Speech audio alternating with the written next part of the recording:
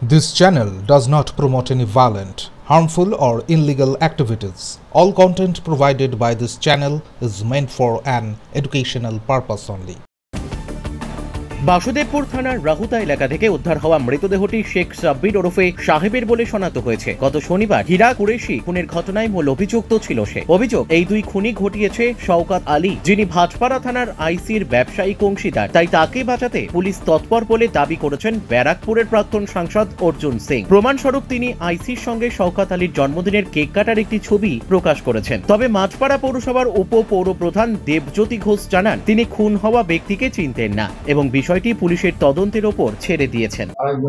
দেখুন, হীরা কুরেশি হোক বা সাবির হোক, ওই মরচে তৃণমূল, মার্চে তৃণমূল, মরচে মুসলমান, মার্চে মুসলমান, আর মজা দেখছে মমতা ব্যানার্জি আর পার্থ।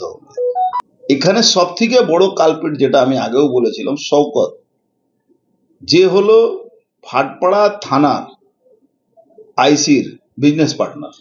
আপনি দেখবেন জন্মদিনে কেক কাটছে, আপনাকে আমি একটা ছবি দিচ্ছি, মিউনিসিপ্যালিটি কন্ট্রাক্টর প্লাস ওই যেরকম ববি হাকিম কলকাতাতে ইলিগাল কনস্ট্রাকশন করায়, মুসলিম এলাকাতে ম্যাক্সিমাম ইলিগাল কনস্ট্রাকশন শওকতের মাধ্যমে হয়।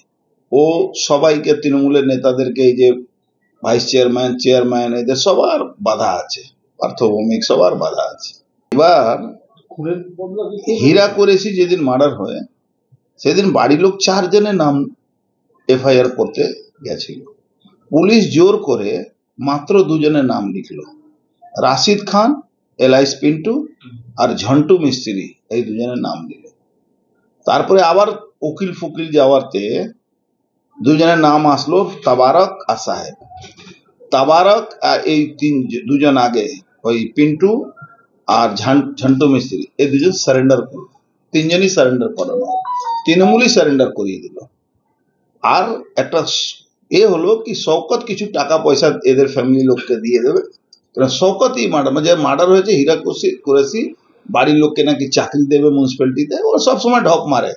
ওই এর আগেও একটা ঝামেলাতে 2টো মুসলমান মারা গেছিল, তাদেরকেও আর্য সমাজ বলেছিল চাকরি দিয়ে দেবো, নিয়ে গেছিল ফায়ার ব্রিগেডে, কন্টেকচুয়াল জব দেবে, পয়সা দিয়ে দেবো, তারপরে সব তাড়িয়ে দিয়েছিল।